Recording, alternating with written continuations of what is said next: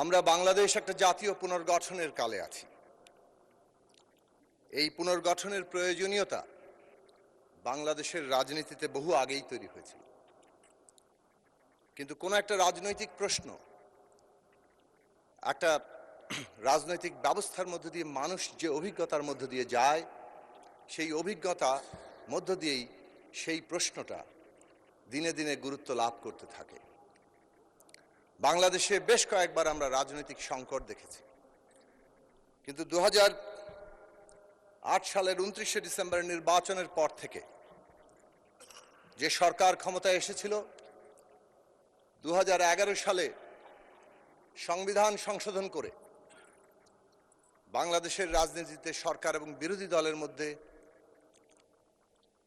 যে দুর্লভ ঐক্য 1996 সালে তৈরি হয়েছিল নির্বাচনের জন্য তত্ত্বাবধায়ক ব্যবস্থা, সেই ব্যবস্থা বাতিল করে দেয় এবং সেখান থেকেই বলা চলে বাংলাদেশে একটি নতুন করে একদলীয় শাসন ব্যবস্থা কায়েমের সূত্রপাত ঘটে এবং সেই অভিসন্ধি পরিষ্কারভাবে পরবর্তী প্রতিটি সময়ের মধ্যেই আমরা দেখতে পাই যে দিনে দিনে শক্তিশালী হয়েছে এবং শেষ পর্যন্ত নির্বাচন ছাড়া, জনগণের সম্মতি ছাড়া এই দেশে একটা জবরদস্তি, কর্তৃত্ববাদী এবং ফ্যাসিস্ট শাসন ব্যবস্থা তার চূড়ান্ত রূপ নিয়েছিল।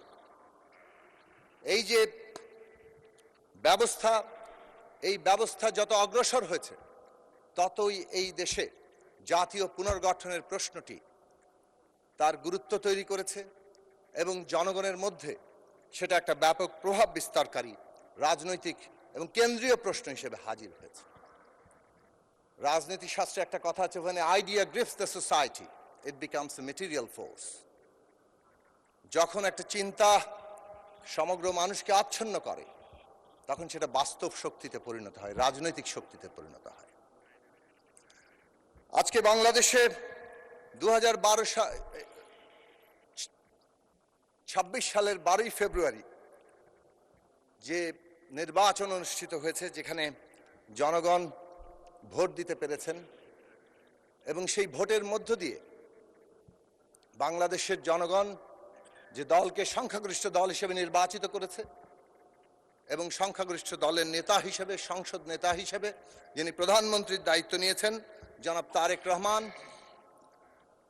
এটা একটা গুরুত্বপূর্ণ ঘটনা যে অভিজ্ঞতার মধ্য দিয়ে বাংলাদেশের এই জাতীয় পুনর্গঠনের প্রশ্নটিকে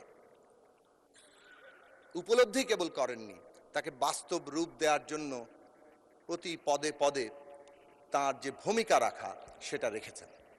অবশ্যই এই যে বাস্তবতার প্রয়োজন অনুযায়ী রাজনীতিকে পুনঃসজ্জিত করার যে ধারাবাহিকতা বিএনপির প্রতিষ্ঠাতা শহীদ প্রেসিডেন্ট জিয়া রহমান এবং বেগম খালেদা জিয়া, যিনি তার ভূমিকার মধ্য দিয়ে বাংলাদেশের সকল মানুষের কাছে জীবন্ত অবস্থাতেই শ্রদ্ধেয় হয়ে উঠেছিলেন, তার ধারাবাহিকতা আছে। তারাও তাদের কালে এই ভূমিকা রেখেছেন। কিন্তু বাংলাদেশে বলা চলে এই যে জাতীয় পুনর্গঠনের প্রশ্নটি 14 সালের সম্পূর্ণ একটা নির্বাচনের আগেই যারা 153টি আসন নির্বাচিত ঘোষণা করেছিল, এরকম অভূতপূর্ব একটি অবস্থা তৈরি হয়েছিল। তারপরে এই প্রশ্ন বেগম খালেদা জিয়ার নেতৃত্বেই বিএনপির মতো বড় রাজনৈতিক দল যারা রাষ্ট্র ক্ষমতায় ছিল, তারা এই দেশে পরিবর্তনের জন্য ভিশন 2030, যেখানে সাংবিধানিক পরিবর্তনের প্রশ্ন ইঙ্গিত করেছিলেন। কিন্তু আমরা দেখেছি তার পরবর্তীকালে বাস্তবতা যে অনুযায়ী এগিয়েছে, বর্তমান প্রধানমন্ত্রী সেই বাস্তবতাকে উপলব্ধি করেই প্রয়োজনীয় পরিবর্তন এবং জনগণের আকাঙ্ক্ষাকে ধারণ করার জায়গাগুলোকে আমাদের সামনে হাজির করেছেন।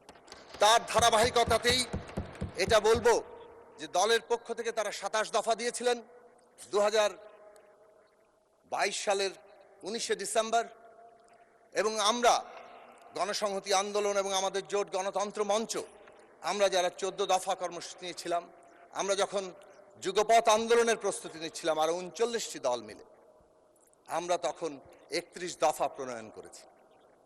সেটা ছিল পরিস্থিতির প্রয়োজনীয়তার জায়গা থেকে আরো এক ধাপ অগ্রসর অবস্থা। সেই লড়াই আমরা দেখেছি কিভাবে তৈরি হয়েছে। গুম, খুন, মামলা, হামলা, বিরোধী দলের সকল দল যারা লড়াই করেছেন কিভাবে হত্যা, নির্যাতন মুখোমুখি হয়ে এই সময়কাল পাড়ি দিয়েছেন, কিভাবে সংগ্রামে স্যাবোটাজ করে এক একটি আন্দোলনকে ধ্বংস করা হয়েছে। সেই সব পর্ব পাড়ি দিয়ে এই রাজনৈতিক লক্ষ্য কর্মসূচি মানুষের সামনে এসেছে। এর আগের বক্তব্য আমরা বলার চেষ্টা করেছি যে এই যে জমিন পাটাতন, এই পাটাতন তৈরি হয়েছে বাংলাদেশের সকল মানুষের মধ্যে, যে এই রাষ্ট্র ব্যবস্থা না বদল ঘটলে বাংলাদেশ এগোতে পারবে না। আমরা একটা ক্রস রোডে দাঁড়িয়েছি, যে ক্রস রোডে বাংলাদেশ এগোবে না স্থবিরতার দিকে যাবে, এটা নির্ভর করছে জাতীয় পুনর্গঠনের উপরে, যে জাতীয় পুনর্গঠন রাজনৈতিক, অর্থনৈতিক এবং অবশ্যই সাংস্কৃতিক। ফ্যাসিবাদ এই সব ক্ষেত্রেই বাংলাদেশকে স্থবির, এমনকি একটা বিপর্যয় অবস্থা সৃষ্টি করার জায়গায় নিয়ে গিয়েছিল। সেই জায়গার লক্ষ্যে দাঁড়িয়েই যদিও তারা আমি নির্বাচন করে সাময়িক সাফল্যে উৎফুল্ল ছিল, কিন্তু মানুষের মধ্যে তাদের ক্ষোভ কেবল দানাই বেঁধেছে। যে ক্ষোভের উদ্গীরণ আমরা দেখেছি। জি, আচ্ছা, ঠিক আছে, 5 মিনিট, সর্বোচ্চ 5 মিনিট, ধন্যবাদ। তো এই ধারাবাহিকতাই জুলাইয়ের